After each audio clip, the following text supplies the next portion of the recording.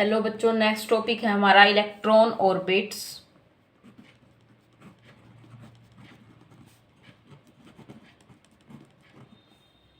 इसके अंदर हम जो इलेक्ट्रॉन्स है उसकी kinetic energy, potential energy and total energy find out करेंगे ऑर्बिट के अंदर।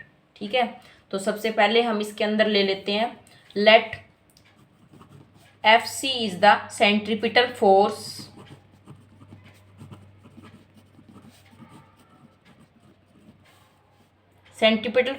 required to keep the electron in the orbit.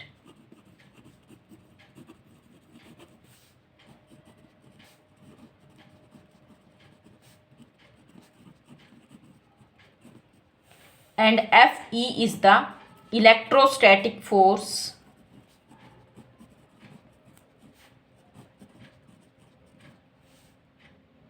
of attraction. किसके बीच में? Attraction between electron and nucleus.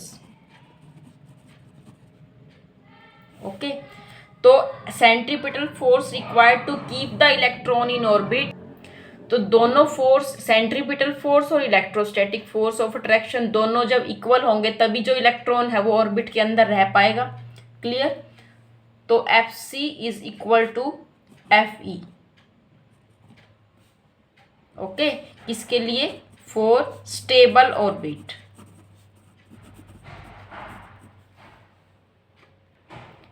तो सेंट्रीपिटल फोर्स कितना होगा? M V square by R होता है। इलेक्ट्रोस्टैटिक फोर्स क्या होता है? इलेक्ट्रॉन पे चार्ज ई। ठीक है, और ई हमने ले लिया न्यूक्लियस पे चार्ज इलेक्ट्रॉन। ठीक है, और हाइड्रोजन एटम की बात यहाँ पे हो रही है, तो हाइड्रोजन एटम के अंदर एक ही इलेक्ट्रॉन होता है, तो दोनों के अंदर क्या आ गया है? ई और E upon 4 pi epsilon not R square.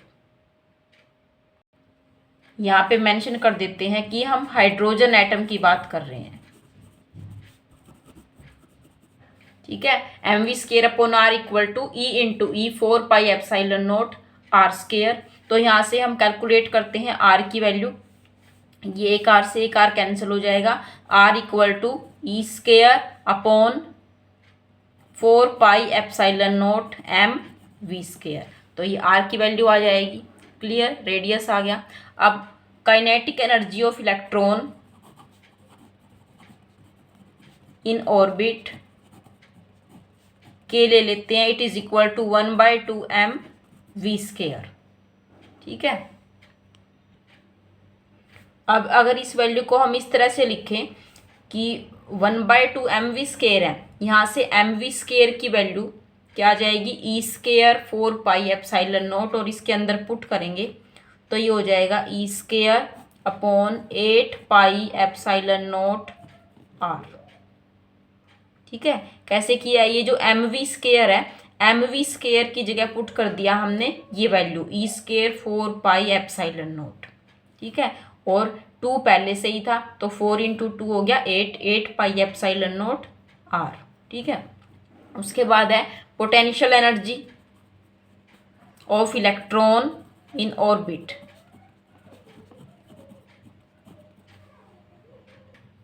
तो टोटल एनर्जी कितनी हो जाएगी? It is equal to kinetic energy plus potential energy. ठीक है, तो दोनों को ऐड कर देते हैं। E square upon 8 pi epsilon not R square, और पोटेंशियल एनर्जी नेगेटिव थी, E square upon 4 pi epsilon not R. इसको सोल्व करेंगे तो ये आ जाएगा E square upon 8 pi epsilon not are. ये आ गई हमारे पास टोटल एनर्जी और नेगेटिव में। क्लियर? नेगेटिव साइन इंडिकेट कर रहा है कि जो इलेक्ट्रॉन है वो न्यूक्लियस के साथ बाउंड है। ठीक है, अट्रैक्टिव इन नेचर, तो इस वजह से नेगेटिव साइन यहाँ पे आया है। तो यहाँ पे हम मेंशन कर देंगे नेगेटिव साइन इंडिकेट्स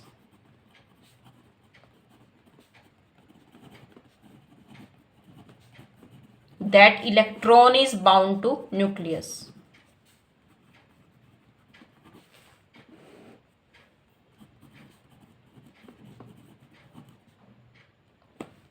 यानी जो इलेक्ट्रॉन है वो फ्री नहीं है, ऑर्बिट को छोड़ नहीं सकता, उसी के अंदर बाउंड रहना पड़ेगा उसको। और वो कब बाउंड रहता है? जब इलेक्ट्रोस्टैटिक फोर्स ऑफ अट्रैक्शन और सेंट्रीपिटल फोर्स दोनों इक्वल हो जाते हैं, तो उस टाइम पे उसकी जो टोटल एनर्जी आती है वो -E²/8πε0r होगी। क्या करना है? सबसे पहले सेंट्रीपिटल फोर्स लिखेंगे, इलेक्ट्रोस्टैटिक फोर्स लिखेंगे, दोनों को इक्वल पुट करेंगे, तो यहाँ से हमारे पास r की वैल्यू आ जाती है। उसके बाद काइनेटिक एनर्जी ऑफ इलेक्ट्रॉन लिखी हमने।